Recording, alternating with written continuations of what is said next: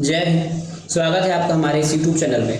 आज हम करेंगे छत्तीसगढ़ के प्राचीन इतिहास के बारे में पीवाईक्यू और साथ में जितना जहां तक हो सकेगा इसकी डिटेलिंग करने की कोशिश करेंगे ताकि आपको किसी प्रकार की कोई दिक्कतें का सामना ना करना पड़ेगा। ठीक है, इससे पहले हमने एक वीडियो डाला था, 2 वीडियो सारे डाला है, वो नहीं देखा तो देख लीजिएगा। और ये वो सभी एग्जाम के लिए परफेक्ट या फिर सभी एग्जाम के लिए जरूरी है जो आपके एग्जाम जो आपके छत्तीसगढ़ में होने वाले हैं। ठीक है, तो चलिए स्टार्ट करते हैं आज का क्लास। कोरिया जिले की कौन सा अशोककालीन मूर्तियों के लिए प्रसिद्ध है? अब देखिए, यदि हम अशोककालीन मूर्तियां पढ़ रहे हैं या फिर अशोक का काल पढ़ रहे हैं, इसका मतलब ये किस काल से संबंधित है? ये हमारे मौर्य काल से संबंधित है। किस काल से संबंधित है? मौर्य काल से संबंधित है। तो हम मौर्य काल का लगभग थोड़ा सा डिटेल देख लेते हैं, फिर आगे इसके क्वेश्चन देखना कैसे बनना शुरू हो जाते हैं। ठीक है, तो मौर्य काल, यदि जब भी आपको कहा जाए कि अशोक ने क्या सीधे सीधे छत्तीसगढ़ कर कभी आक्रमण करके इसको अधिग्रहण करने की कोशिश की, तो वैसा अभी तक का ऐसा कोई भी साक्ष्य प्राप्त नहीं हुआ है कि छत्तीसगढ़ में आक्रमण करके छत्तीसगढ़ को प्राप्त किया होगा। लेकिन हाँ, जब उन्होंने उड़ीसा में आक्रमण किया, ठीक है, उड़ीसा में यदि कलिंग पर आक्रमण किया, उसी टाइम से ये माना जाता है कि छत्तीसगढ़ भी कहीं ना कहीं उसके क्षेत्र में आ गया। ठीक है, क्योंकि बहुत सारे जो साक्ष्य हैं वो हमारे छत्तीसगढ़ से मिलने शुरू हो गए। अब साक्ष्य के हिसाब से पहला हमको पता कैसे चलता है कि मौर्य काल छत्तीसगढ़ से कहीं ना कहीं संबंध था, तो एक यात्रा वृत्तांत है। क्या है? यात्रा वृत्तांत है। किसका यात्रा वृत्तांत है? सॉरी, तो ये यात्रा वृत्तांत हमारे एक चीनी यात्री हैं, वैनसोंग, हैंसोंग या वैनसोंग, दोनों बात की बात है, पढ़ लीजिएगा, है ना, वैनसोंग है। ठीक है, उसकी यात्रा वृत्तांत में मौर्य काल की चर्चा हुई है छत्तीसगढ़ में, जहां आपको अनेक बौद्ध स्तूप मिले हैं। ठीक है, अनेक बौद्ध स्तूप मिले हैं। इसके साथ साथ सिक्कों से पता चलता है, इससे पता चलता है, सिक्कों से पता चलता है कि छत्तीसगढ़ में कहीं ना कहीं कभी ना कभी मौर्य काल का समय रहा होगा। ठीक है, कभी ना कभी मौर्य काल का समय रहा होगा, तो ये सिक्कों से भी पता चलता है। तो सिक्के हमारे कहाँ से मिले हैं? तो मौर्य काल के हमारे को चांदी, ठीक है, चांदी के साथ साथ तांबे के सिक्के मिले हैं, तांबे के सिक्के मिले हैं। तो इसकी जगह बता दूं तो ये आपका ठठारी, ठीक है, क्या हो जाएगा? ठठारी, जो शक्ति में है। अकलतरा, अकलतरा, ठीक है, अकलतरा से मिले हैं। अकलतरा के बाद आपके सारंगढ़, रायपुर के तारापुर से मिला है, तारापुर, आरंग, ठीक है, आरंग या फिर उड़ेला, उड़ेला। ठीक है, इतने जगह से हमको क्या मिले हैं? सिक्कों की सिक्के मिले हैं, जिससे ये साबित होता है कि मौर्य काल कहीं ना कहीं छत्तीसगढ़ में थे। और उस समय कुछ सिक्कों को पंच मार्क मुद्रा, मतलब वैसे मुद्रा जिसको आहत करके बनाया जाता, तो पंच मार्क सिक्का भी मिला है। ठीक है, मूल्यांक सिक्कों का, इसका यदि सिक्कों का यदि हम इसका नाम देखें तो ये पंच मार्क सिक्का कहलाता है। ये इसी को हम आहत सिक्के के नाम से भी जानते हैं। ठीक है, आहत सिक्के के नाम से जानते हैं। दूसरा साक्ष्य हम देखिए, पहला हो गया वृत्तांत, दूसरा हो गया सिक्के, तीसरा साक्ष्य कभी कभी ये मिलता है कि हमको शिलालेख मिला है। शिलालेख क्या मिला है? शिला लेख मिला है। तो कौन कौन शिलालेख मिला है? तो रामगढ़ की जो पहाड़ी है, ठीक है, रामगढ़ की पहाड़ी में एक जोगी मारा गुफा है, जोगी मारा गुफा है रामगढ़ की पहाड़ी में। तो ये रामगढ़ कहाँ पे आ जाएगा? आपके उत्तर साइड है।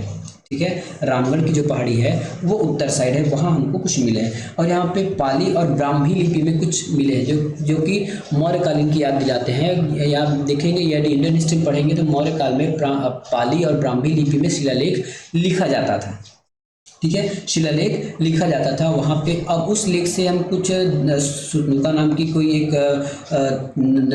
कौन सी थी, नाचने वाली थी जिसको हम कहते हैं नर्तकी, ठीक है, उसका वहाँ पे कुछ साक्ष्य मिला है। वहाँ नाट्यशाला मिला है, कहाँ पे? जोगी मारा गुफा में, जिसको प्राचीनतम नाट्यशाला का खिताब दिया गया है। ठीक है, जिसको प्राचीनतम थिएटर भी कहा जाता है। ठीक है, प्राचीनतम थिएटर भी इसको कहा जाता है। और रामगढ़ में आषाढ़ के प्रथम माह में या फिर प्रथम दिवस में वहाँ मेले का भी आयोजन किया जाता है। अशोककालीन कुछ मूर्तियां हैं जो कोटा डोर से भी मिले। तो मौर्य काल में लगभग इतना आप याद रखेंगे तो आपका प्रश्न कहीं से भी नहीं छूटेगा।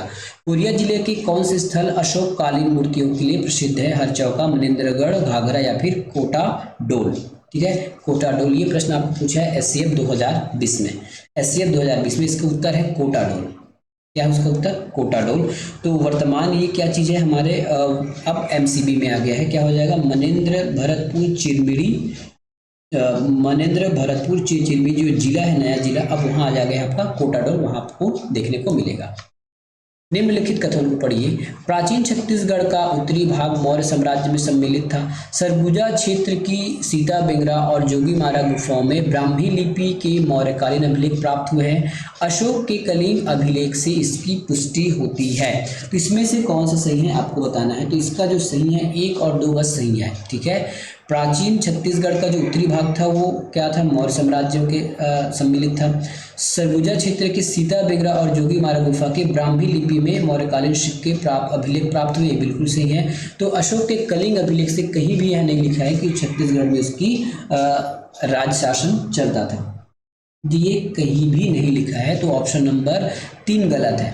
ऑप्शन से बनाना चाहते हैं तो देखिए 3 जहां उसको उड़ा दीजिए, यहाँ पे 3 है, यहाँ पे 3 है, यहाँ पे 3 है और 2 सही है, तो 1 और 2 सही हो जाएगा। अगला प्रश्न, छत्तीसगढ़ से कहाँ से प्राचीन थिएटर के अवशेष मिले हैं। ठीक है, प्राचीन थिएटर के अवशेष मिले, अभी हमने इस पर बात की थी। प्राचीन थिएटर कहाँ पे मिला है, रामगढ़ में। कहाँ पे मिला है, रामगढ़ में। तो ये कौन सा जिला हो जाएगा, तो ये हो जाएगा सरगुजा जिला। ठीक है, सरगुजा जिले के जो रामगढ़ पहाड़ी है वहां पे आपका सीता बेंगरा गुफा में विश्व प्राचीनतम नाट्यशाला, रामगढ़ तो है लेकिन रामगढ़ का कहाँ, सीता बेंगरा नाम लिया गया है, सीता बेंगरा। सीता बेंगरा गुफा में आपको नाट्यशाला या फिर थिएटर देखने को मिलेगा। इस प्राचीनतम नाट्यशाला का अध्ययन किसने किया था, तो डॉक्टर संतलाल कटारे। कभी पूछ दिया तो याद रखिएगा, डॉक्टर संतलाल कटारे। ठीक है, डॉक्टर संतलाल कटारे ने इसको अध्ययन किया है। इसी रामगढ़ पहाड़ी में स्थित जोगीमारा गुफा है जिसमें सुतनुका नाम की एक देवदासी है, जिसकी प्रेम प्रसंग भी मिलता है किसके साथ, देवदत्त के साथ। ठीक है, नर्तक देवदत्त के साथ। अगला प्रश्न, छत्तीसगढ़ में नाट्य परंपरा का प्राचीनतम उदाहरण माने जाने वाले स्थान कौन सा है, रतनपुर, रायगढ़, रामगढ़, खैरागढ़ या फिर राजिम। अभी हमने इस पर बात किया है रामगढ़, शोले वाला रामगढ़ नहीं, छत्तीसगढ़ वाला रामगढ़। विश्व की सबसे पुरानी रंगभूमि नाट्यशाला या रंगशाला किस जिले में स्थित है, किस जिले में स्थित है। इसका उत्तर क्या हो जाएगा, सरगुजा, कवर्धा, जशपुर या राजनांदगांव। तो इसका उत्तर हो जाएगा हमारा सरगुजा। ठीक है, सरगुजा इसका सही उत्तर होगा। सुतनुका नामक देवदासी का उल्लेख किस शिलालेख से है, सीता बेंगरा, जोगीमारा, किरारी या फिर गुंजी, है ना। तो ये आपको मिलेगा जोगीमारा गुफा में। देखिए सीता बेंगरा से क्या मिलता है, सीता बेंगरा से हमको, अभी हमने यहाँ पे क्या पढ़ा था, एक सीता बेंगरा गुफा है और एक जोगीमारा गुफा है। ठीक है, तो इसका उत्तर हो जाएगा आपका जोगीमारा गुफा। ठीक है, क्या हो जाएगा, जोगीमारा गुफा। अब हम चलते हैं आगे सातवाहन काल की ओर। तो सातवाहन काल से किस प्रकार से प्रश्न आए थे इसको भी देख लेंगे पूरे 4-5 साल में। ठीक है, तो सातवाहन काल में थोड़ा सा डिटेल कर लेंगे ताकि दिक्कतें ना हो, या फिर पढ़ते पढ़ते ही हम डिटेल कर सकते हैं, या फिर डिटेल एक बार देख लेते हैं ताकि आपको कोई भी प्रश्न में परेशानी नहीं होगी। सातवाहन के बारे में डिटेल करते हैं। तो सातवाहन, ठीक है, सातवाहन जो है हमारे छत्तीसगढ़ में भी राज किए हैं, लेकिन यदि इसकी राजधानी पूछी जाएगी तो जो राजधानी है सातवाहन काल की, ठीक है, तो सातवाहन वंश की जो राजधानी है वो छत्तीसगढ़ में ना होकर छत्तीसगढ़ के बाहर थी। कहाँ थी इसकी राजधानी, तो प्रतिष्ठान में। प्रतिष्ठान जो वर्तमान में महाराष्ट्र से संबंधित है। ठीक है, तो यह इसकी राजधानी थी। और छत्तीसगढ़ में इसकी यदि हम साक्ष्य की बात करें कि कैसे पता चला कि छत्तीसगढ़ में भी शासन हुआ था सातवाहन का, तो सबसे पहला साक्ष्य इसका है मुद्रा। मुद्रा मतलब जो सिक्के वगैरह मिले हैं, सिक्के मिले हैं आपके बालपुर से, बालपुर जो शक्ति में है। उसके बाद मिले हैं मल्हार से, मल्हार के बाद यहाँ पे मिला है आपके चकरबेड़ा से, चकरबेड़ा। तो चकरबेड़ा और मल्हार बिलासपुर में, बालपुर शक्ति में। ठीक है, यहाँ आपको विशेष जो सातवाहन के राजा थे अपीलक, उसकी मुद्राएं मिली है। जो मुद्रा किसकी है, राजा अपीलक की मुद्रा है। ठीक है, राजा अपीलक की मुद्रा है, ये अपीलक की मुद्रा है। अब दूसरी साक्ष्य के बारे में बात करें तो दूसरी साक्ष्य में एक काष्ठ स्तंभ मिला है, काष्ठ स्तंभ। कास्ट सिस्टम का मतलब होता है लकड़ी का इस प्रकार का स्तंभ जिसमें उसके राजा, कर्मचारियों या फिर अन्य विभागीय लोगों का नाम मिला है। ये कास्ट सिस्टम है, लकड़ी का है। जैसे शिलालेख देखते हैं पत्थरों का होता है, उसी प्रकार से लकड़ी का एक स्तंभ मिला है जिसमें उसके कर्मचारियों की पदनामों की सूची मिली है। ठीक है, तो ये कहाँ से मिला है? ये हमको मिला है किरारी से। किरारी ग्राम का नाम है किरारी। ठीक है, किरारी से मिला है जो शक्ति में है। ठीक है, शक्ति में है। अब तीसरा उल्लेख हमको या फिर तीसरा साक्ष्य हमको मिला है शिलालेख। शिलालेख मतलब होता है पत्थर का लेख। शिलालेख कहाँ से मिला हमको? गुंजी या फिर दमोदरा, गुंजी या दमोदरा से मिला है। ठीक है, शिलालेख गुंजी दमोदरा से मिला है। इसमें यह भी किसका, ये पूछा जा सकता है कि शिलालेख किसका है? मिला तो ठीक है, शिलालेख मिला है, लेकिन ये किसे मिला है? तो ये कुमार वरदत्त श्री के बारे में उल्लेख किया गया है। कुमार वरदत्त श्री, वरदत्त श्री। ठीक है, कुमार वरदत्त श्री के बारे में इसमें उल्लेख मिला है, जिसमें 100 गाय दान के बारे में चर्चा हुई है। ठीक है, 100 काऊ, मैं लिख देता हूँ 100 काऊ दान के बारे में चर्चा मिला है। डिटेल वीडियो नहीं है इसलिए हम ज़्यादा आपको बता नहीं पा रहे हैं क्योंकि समय का अभाव है। ठीक है, तो इतना जरूरी है कि आपको दिक्कतें इससे नहीं होने वाली हैं। इसके बाद इसमें आपको मिलेगा 5 मंजिला शंखाराम, जिसको नागार्जुन जो बौद्ध भिक्षुक थे, है ना, सातवाहन कालीन के, उन्होंने इसको बनाया था। अब इससे प्रश्न किस प्रकार से पूछे गए उसको हम देख लेते हैं। बिलासपुर जिले के किरारी से प्राप्त काष्ठ स्तंभ से पता चलता है कि प्राचीन काल में निम्नलिखित में से किस राजवंश का शासन चल रहा था? तो ये सातवाहन का है। ठीक है, क्या था ये? सातवाहन का है। सातवाहन वंश के पदाधिकारियों का नाम, पदनाम छत्तीसगढ़ के किस स्थान के अभिलेख से प्राप्त हुआ है? सिरपुर, राजिम, पचरारी और फिर किरारी। अभी हमने देखा किरारी से। ठीक है, किसे? कहाँ से? किरारी से। तो ऑप्शन नंबर डी इसका किरारी हो जाएगा, बिल्कुल सही। अगला प्रश्न, छत्तीसगढ़ के प्राचीन ऋषभ तीर्थ से प्राप्त शिलालेख किस शासक का है? ठीक है, किस शासक का है? तो यह हमारे कुमार वरदत्त का है। किसका है? कुमार वरदत्त का है। छत्तीसगढ़ के प्राचीन ऋषभ तीर्थ गुंजी दमोदरा से जो शिलालेख प्राप्त हुआ है वो कुमार वरदत्त श्री का है। कई बार नाम होता है, अभी हम पढ़ा था ना कुमार वरदत्त श्री, ये उसी का है। दमोदरा नाला चट्टान लेख में लिखा हुआ राजकुमार वरदत्त ने, देखिए कई बार 100 गाय हैं, 1000 गाय हैं, मैंने आपको 100 बताया था, किसी किसी बुक में 1000 भी लिखा है, तो आप इस पर दिक्कतें मत कीजिए। तो 1000 गाय दान दी थी। ठीक है, 1000 गाय दान दी थी। हो सकता है मेरे से लिखने में दिक्कत हो जाएगा। 1000 गाय दान दी थी। यह स्थान किस स्थान के नाम से जाना जाता है? ठीक है, तो स्थान किस नाम जाना जाता है? तो ये गुज्जी ग्राम या फिर शक्ति। गुज्जी दमोदरा हमने पढ़ा था ना, तो ये उसका उत्तर हो जाएगा गुज्जी दमोदरा। देखिए यदि आप थोड़ा सा बेसिक कर लेते हैं तो सारे प्रश्न आपको बनने शुरू हो जाते हैं। किरारी के यज्ञ स्तंभ में उल्लेखित पदाधिकारी कुल पुत्रक कौन था? कुल पुत्रक कौन था? तो कुल पुत्रक कौन था? अभियंता या फिर मुख्य मिस्त्री था? अभियंता या फिर मुख्य मिस्त्री था।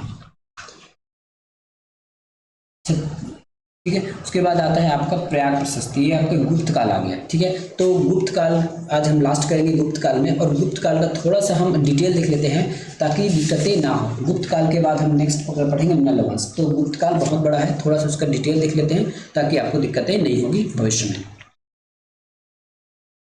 गुप्त काल के बारे में थोड़ा सा डिटेल कर लेते हैं। ठीक है, गुप्त काल में जो है डिटेल कर लेते हैं।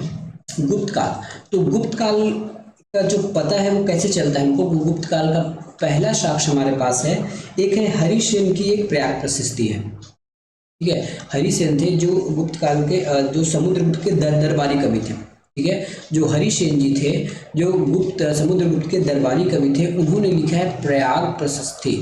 प्रयाग प्रशस्ति, प्रशस्ति का मतलब होता है जीत वगैरह का। इन्होंने कुछ व्याख्यान किया था, उसमें छत्तीसगढ़ के बारे में कुछ हमको जानकारी मिलती है। उसके बाद यदि हम सिक्के के बारे में बात करें तो सिक्के भी हमको मिले हैं गुप्त काल के। सिक्के कहाँ कहाँ से मिले हैं? तो सिक्के आपको मिले हैं बानाबरत, बानाबरत जो दुर्ग में है। ठीक है, बानाबरत के बाद आपको मिला है आपके पिटवल्लई, है ना, या रायपुर लिख लीजिए इसमें, ये रायपुर से आपको भी सिक्का मिला है। रायपुर के साथ साथ आरंग के साथ साथ आपको खरसिया जो रायगढ़ में है।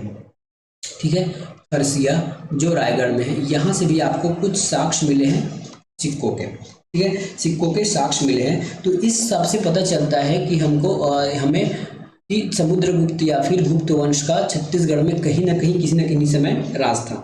ठीक है, तो ये सब आपको याद रखना है। दूसरा स्पेशल ये याद रखना है कि आरंग से जो हमको सिक्का मिला है वो मयूर जड़ित सिक्का था। ठीक है, रत्न जड़ित मयूर सिक्का, सॉरी रत्न जड़ित मयूर सिक्का था। अब गुप्त काल के जो स्थापत्य है उसको देख लीजिए। जो गुप्त काल के समय कुछ मंदिरें बनाई गई थी, तो कौन से मंदिर है? यह है आपका देवरानी जेठानी जो ताला गांव में है। ठीक है, देवरानी जेठानी मंदिर है, कहाँ पे है? ताला गांव में है, ताला गांव में है। ठीक है, दूसरा आपको मिला है पुरजापाली बरम किला में केवटी मंदिर मिला है। पूरी पुरजापाली में क्या मिला है? केवटी मंदिर मिला है, केवटी मंदिर मिला है। ये इतना आपको याद रखना है। दूसरी बात इसमें और क्या याद रखना है? याद आपको ये रखना है कि उस समय छत्तीसगढ़ को क्या कहते थे? तो गुप्त काल के समय छत्तीसगढ़ का नाम था दक्षिणापथ, दक्षिणापथ, दक्षिणापथ या फिर दक्षिण कोसल भी इसमें कहीं कहीं उल्लेख आपको मिलेगा। ठीक है, उस समय यदि बस्तर की बात करें तो या फिर दंडक की बात करें तो उस बस्तर को हम कहते थे महाकांतार। क्या कहते थे? महाकांतार। ठीक है, छत्तीसगढ़ उस समय बस्तर जो आपको सबको पता है, जब आप मॉडर्न इंग्लिश पढ़ो, सॉरी मॉडर्न हिस्ट्री पढ़ोगे तो बस्तर जो है छत्तीसगढ़ का हिस्सा बाद में बना। पहले बस्तर छत्तीसगढ़ के हिस्से में नहीं आता था। ठीक है, तो गुप्त काल के समय छत्तीसगढ़ को दक्षिणापथ कहते थे और बस्तर को महाकांतार के नाम से जाना जाता था। और इसके समय जो 3-4 जो महाराजा हुए, राजा महाराजा, तो सबसे पहले उसमें हुए थे समुद्रगुप्त। समुद्रगुप्त, तो समुद्रगुप्त के बारे में थोड़ा सा एक लाइन जान लीजिए। समुद्रगुप्त का पता कैसे मिलता है? प्रयाग प्रशस्ति से मिलता है। ठीक है, इन्हीं के कार्यकाल में इन्हीं के कार्यकाल में जो ना कुछ लोगों को हराया गया था। ठीक है, इन्होंने क्या, समुद्रगुप्त ने ना दक्षिण विजय प्रारंभ की, क्योंकि छत्तीसगढ़, यदि आप उत्तर से आते हैं तो छत्तीसगढ़ क्रॉस करके ही आना होगा, इसलिए छत्तीसगढ़ भी चपेटे में आ गया। और क्या किया गया? वाकाटक के एक नरेश थे महेंद्र से, ठीक है, जो दक्षिण कोसल मतलब यहाँ के राजा थे वाकाटक के, कौन? महेंद्र। ठीक है, और महाकांतार का था व्याघ्रराज। इन दोनों को हराया गया। ठीक है, इन दोनों को हरा दिया गया, इसके द्वारा? समुद्रगुप्त के द्वारा। ठीक है, उसके बाद आया रामगुप्त, चंद्रगुप्त, कुमारगुप्त या फिर भानुगुप्त। प्रश्न आते जाएगा तो हम इसके बारे में चर्चा करते जाएंगे। प्रयाग प्रशस्ति के अनुसार प्रश्न देखते हैं। प्रयाग प्रशस्ति के अनुसार समुद्रगुप्त ने अपने दक्षिणापथ अभियान में निम्नलिखित राज्यों को जीता। उनमें से जो छत्तीसगढ़ के राज्य थे महाकांतार और कोशल, महाकांतार और कोशल। अगला प्रश्न, समुद्रगुप्त की प्रयाग प्रशस्ति में इस राज्य को निम्न में से किस नाम से संदर्भित किया गया है? तो उसको कहा गया है दक्षिण कोशल। क्या नाम से कहा गया है? दक्षिण कोसल उसका नाम रखा गया है। अगला प्रश्न, इस अभिलेख से उल्लेखित है कि समुद्रगुप्त ने दक्षिण अभियान के दौरान कोसल के राजा महेंद्र को पराजित किया। ठीक है, तो ये कौन सा अभिलेख है? तो ये प्रयाग प्रशस्ति में उल्लेख है। हरिसेन द्वारा, ये प्रयाग प्रशस्ति किसका द्वारा है? तो हरिसेन द्वारा रचित प्रयाग प्रशस्ति अभिलेख में समुद्रगुप्त ने दक्षिणापथ अभियान के दौरान दक्षिण कोसल के वाकाटक के जो नरेश थे महेंद्र और जो महाकांतार जो नलवंशी शासक थे, याद रखिएगा उस समय, देखिए इसका मतलब ये है कि छत्तीसगढ़ में जब समुद्रगुप्त ने आक्रमण किया था तो छत्तीसगढ़ वाले हिस्से में वाकाटक को का राज था, उसका राजा कौन था? महेंद्र था। ठीक है, और बस्तर वाले भाग में नल शासक थे जिसका नाम था व्याघ्रराज। इन दोनों को पराजित किया। याद रखिएगा, एक ही प्रश्न में आपको बहुत सारी चीजें मिल जा रही हैं।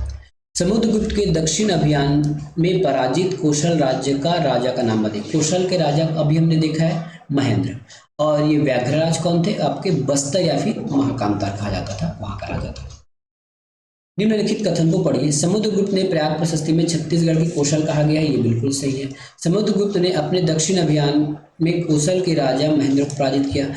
उसने इस राज्य को अपने साम्राज्य में सम्मिलित कर लिया। तो इसमें कौन सा आपका सही है ये आपको बताना है। ठीक है, तो इसमें सही है आपका बी, 1 और 2 बिल्कुल सही है। उसने इस राज्य को अपने साम्राज्य में शामिल कर लिया, ये गलत बात है। ठीक है, उसके अधीन था लेकिन राज्य में शामिल नहीं किया था। ठीक है, अगला प्रश्न, महाकांतार के इस राजा को समुद्रगुप्त ने हराया। देखिए यहाँ पे कुछ लोगों को डाउट हो सकता है कि यदि जीत लिया तो फिर सम्मिलित कैसे? देखिए कई बार ये होता है कि राजा जीतने के बाद उसमें प्रत्यक्ष रूप से शासन करते हैं, तो इसका मान लीजिए कि वो सम्मिलित कर लिए, लेकिन उन्होंने कहा कि आप हमारी अधीनता स्वीकार करें और हमारे हिसाब से चले, उसको सम्मिलित करना नहीं माना जाएगा। ठीक है, अगला प्रश्न, महाकांतर के किस राजा को समुद्रगुप्त ने हराया था? देखिए एक बार पढ़ने के बाद कितने ज्यादा सारे आपके प्रश्न बनने शुरू हो जाए। महाकांतर के कौन, सॉरी, व्याघ्रराज। कहाँ से थे ये? नल वंश के थे। कहाँ से थे ये? नल वंश के थे। छत्तीसगढ़ के बानाबरत में निम्नलिखित गुप्त शासक का सिक्का प्राप्त नहीं हुआ है। ठीक है, तो किसका प्राप्त नहीं हुआ है? तो स्कंदगुप्त का प्राप्त हुआ है। कच्छ का मिला है, चंद्रगुप्त का मिला है और समुद्रगुप्त का मिला है, बाकी का नहीं मिला है। इस राज्य में कांचगुप्त के सिक्के इनमें से कहां से प्राप्त हुए हैं? कांचगुप्त के जो सिक्के हैं इसमें से इनमें से कहां से प्राप्त हुए? तो कांचगुप्त के जो सिक्के हैं वो बानाबरत से प्राप्त हुआ है। ठीक है, बानाबरत से, जो बानाबरत दुर्ग में है। बस्तर के नल राजाओं की राजधानी निम्नलिखित में से कौन सी थी? ठीक है, अब यहाँ से आपको नल वंश पढ़ना है जो हम अगले वीडियो में करेंगे। ठीक है, यहाँ से आपको क्या पढ़ना है? नल वंश पढ़ना है जो हम अगले वीडियो में करेंगे। अभी अब तक का वीडियो आपको कैसे लगा जरूर कमेंट करके बताइएगा। मिलेंगे नेक्स्ट वीडियो में। धन्यवाद।